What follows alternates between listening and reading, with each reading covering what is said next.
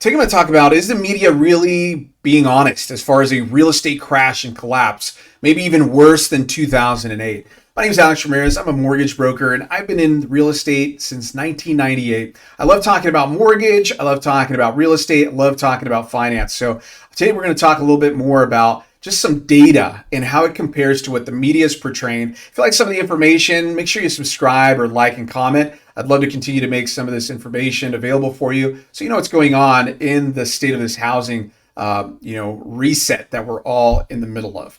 Again, you can follow me on any of my social media channels, but today we're really going to dive into some of the information that's been released by the Federal Reserve and take really a closer look at what that looks like. So let's start with this home price index.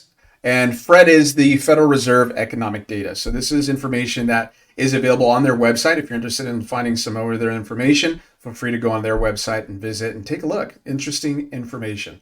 So the Case-Shiller Home Price Index takes a look at how home prices have been increasing year over year or declining. And this chart here gives us data all the way from 2013, and it's all the way here going through the beginning of 2022.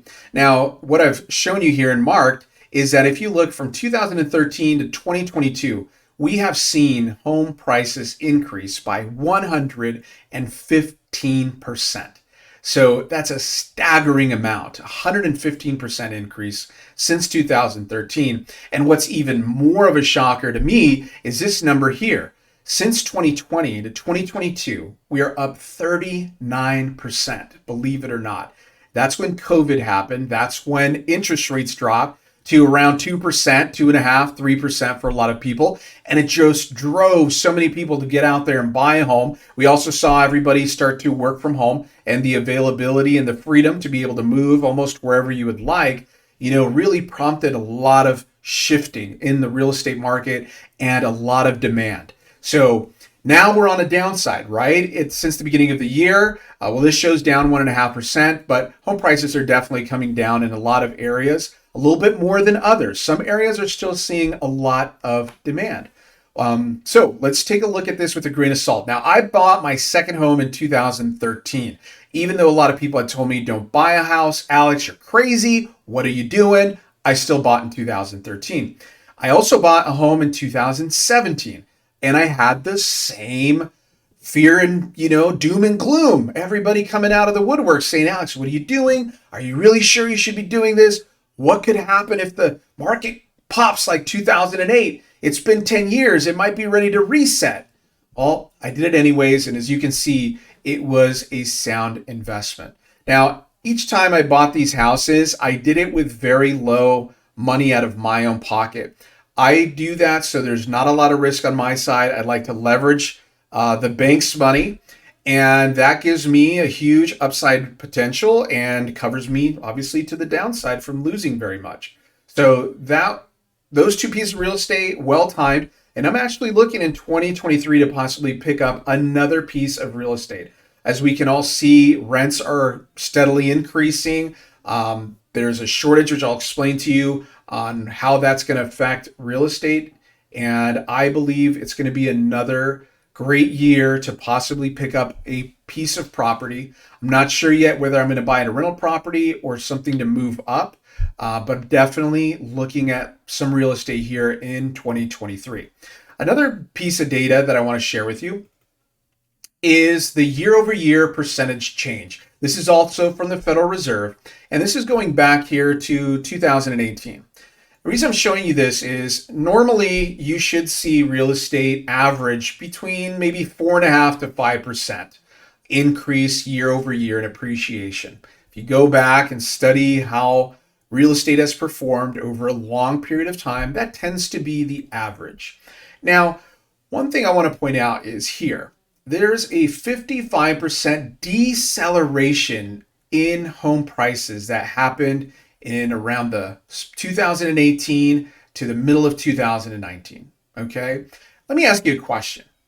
How many of you remember in 2018, everybody, yelling in your face, sounding alarms like the house was on fire, telling you that now might be a great time to pick up a piece of real estate, that home prices had decelerated by 55%, right? Do you remember saying to you and knocking on your door and really getting in your face, telling you might be a great time right now to buy a house and not rent?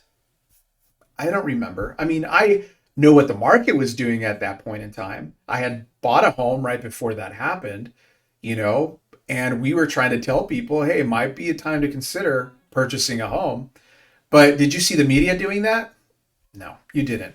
And look what happened right after, right? Home prices, as we just saw the previous slide as well, went through the roof.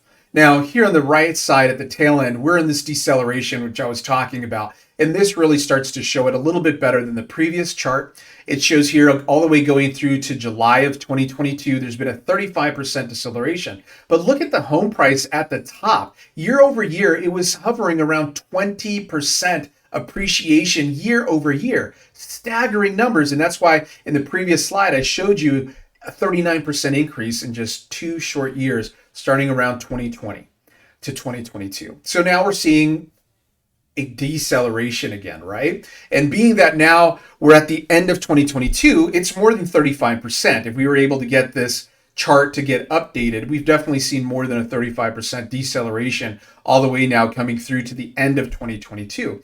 Now, could this possibly continue into next year? I think it may, because rates are still a little bit high.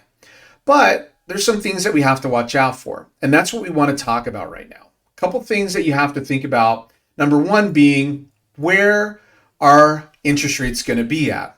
And what are the drivers of why people aren't buying so much right now? Well, number one, interest rates are stopping a lot of people. I'm sure you know a lot of people that are saying, well, as soon as interest rates go down, then I'll take a look at buying a piece of real estate. Second thing people are looking for is home prices to come down a little bit. Those are the two major things that I hear most people are waiting for before they step out and try to buy another piece of real estate. So let me tell you this. Once we see economic data start to soften in regards to inflation, we're going to see those interest rates start to come down. How do I know this? Well, it's already started to happen, right? Here in the beginning of November, we got CPI numbers that were a little bit less than expectations. And what did that do to mortgage rates? They started to come down. We were hovering around 7% for a minute. Now we're hovering a little bit less than that. So interest rates are starting to come down. What could potentially happen is that the Fed still will increase interest rates, but at a lower pace, which will in turn continue to possibly lower inflationary numbers. And if those numbers continue to come down, we will see mortgage rates come down along with it. And if that doesn't happen, some people say, well, Alex, we're going to get a recession to hit. Well, let me tell you this. If a recession does hit, every time recession comes around, mortgage rates come down along with it. So again, you're going to potentially see a drop in interest rates, which is one of the key factors in having a lot of people step on out and buy a home. Now, we should see maybe the housing market come down and plateau here pretty soon.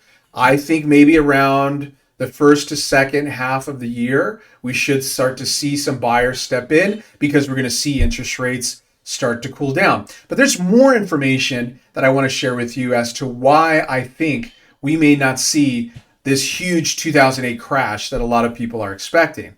And what is that, you may ask? Well, I did a video on this just a little bit ago. This data is from Freddie Mac, and they are showing us a couple of things about millennials and how on fire they have been in regards to buying houses. Here in this chart, you can see the trend. And in 2020, 52% of purchases that were done by millennials. 52%, over half of all the purchase mortgage loans that were transacted were to millennials. This is a big deal. Let me show you why on the next slide. Mortgage ready millennials. This shows us data that Freddie Mac has on how many millennials ages 45 years and younger are mortgage ready. And here's the criteria that they're showing you in regards to what mortgage ready means. Mortgage ready are people, millennials, I should say, that have credit scores greater than 661, a debt to income ratio less than 25%, and no foreclosures, no bankruptcies, no severe delinquencies. Mortgage ready. These are millennials that have the qualifications to buy a house. Next up, you'll see near mortgage ready data, and here's the criteria for them. A little bit less on the credit scores, but still great as far as low debt versus income, and also credit criteria being excellent. And then not mortgage ready are millennials, obviously, that need to do a little bit more work with their credit scores. They have more debt on their plate and still have some things that they have to work on. But let's look at the numbers. How many millennials are mortgage ready? Here you go. Take a look at this. Mortgage ready, 41.1 million millennials ready to buy. Mortgage ready. So we have a huge amount of millennials that want to step in and buy. Rightfully so. They're of the age now. They're starting their families. They're ready to get out of renting or living at parents' homes, and they want to have their own place. So you have a lot of people on the sidelines looking to buy. Isn't that amazing? So that's one factor there that we have to look at is, okay, rates come down. You've got a lot of people too that are on the sideline ready to jump the gun with you. But let's look at another piece of information here as well. This is also from Freddie Mac, and this is from their chief economist, Sam Qatar. And this shows what I've highlighted here, which is we are 3.8 million units shy in housing. We've been like that because of what happened in 2008 and how much slowing there was in housing. We all know, I mean, there was nothing being built. If you were in construction, I had some family that were in construction. I mean, it all but stopped. And it took some time for that to get started again. And not only did that contribute to the housing shortage, but then you had the millennials coming of age, a huge, huge generation, bigger than the baby boomers now stepping in and coming of age to be able to buy a house. So you kind of had a perfect storm happen here where we don't have enough supply of homes. There are 3.8 million homes shy of being able to meet the pace and the demand that we need because of the millennials. So you've got now that to work with and a shortage here. And last but not least, I'm going to show you builder confidence numbers. This is from the National Association of Home Builders, and the report has been going down now. I think it's 10 or 11 months in a row that builder confidence, 11 consecutive months in a row. And what I've highlighted here is what's important. The lowest confidence reading since June of 2012. Okay. So this could potentially mean that we're seeing some sort of a potential bottom happen, right? We're seeing builders start to finally get to the lowest point, slowing down the pace of homes that they're building. And that's just going to add to this issue of not enough homes on the market. You also have a lot of buyers that purchased a home over the last, 5-10 years or longer, or they refinanced their mortgage loan to an ultra low monthly payment. So they're not in a big rush to sell their house. Why? I mean, their payment is less than what most people rent a one bedroom for in some cities. Why would those people be in a situation now to where they would want to get rid of their house unless they had to move for some reason, downsizing or having to move because of a job or other situation? Most people are not in the same situation and boat that they were in 2008. I mean, they have a lot of equity still. Even if the housing market comes down, you have to understand a lot of people bought their house years ago when the markets were really low, and they've got a lot of margin and equity that they're not panicking right now. No matter if the market comes down another 10, 25, 30%, I mean, they're still going to have equity in their homes. I know I am. I can weather a storm, no problem. So it's a different real estate market than it was in 2008. Now, can we still see something happen where a lot of jobs get lost, the economy being worse than people expect? Sure, my crystal ball is not 100% accurate. But what I wanted to do with this video is really just present some data to you that's out there that the media doesn't really show when they do the news reports or when you watch somebody on YouTube or whatever social media that you follow. Let's take a look at this. And another thing I want to add is this.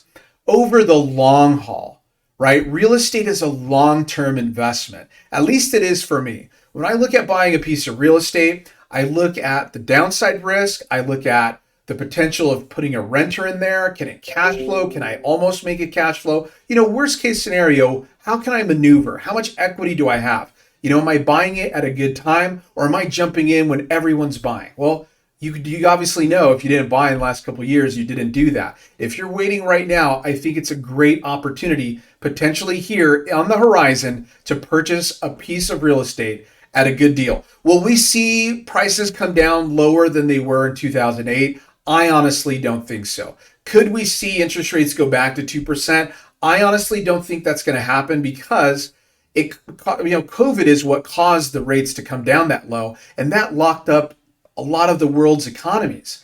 And I don't see that happening. Will we maybe go into recession? I think so. But again, I think interest rates might hover somewhere around 5 to 6%. It would be, we would need to see something much greater than a recession happen to see interest rates start to tumble back down to 3 or 2%. And I don't really think I want that, right? Remember, I always tell people 2008 was not fun for a lot of people. And, COVID was not fun for a lot of people. And that's what caused these rates to come down. Recessions are not fun for most people, but they're great opportunities for many. So I hope you enjoyed this information that I shared with you today. And make sure to follow, make a comment. Let me know what you think. I mean, everybody has different ideas of what could potentially happen. I'm not saying, hey, right now is a great time to buy by any means. I think everybody's situation is different. You have to make sure you take a look at everything, right? Financially speaking, plan ahead and, do it when the time is right for you. And if you want some help in getting pre-qualified or just even running numbers or having a conversation, please feel free to get in touch with me and reach out to me. Be more than happy to do that. So again, thank you for tuning in, and I look forward to bringing you some more information as we go through this changing real estate market. Talk to you soon.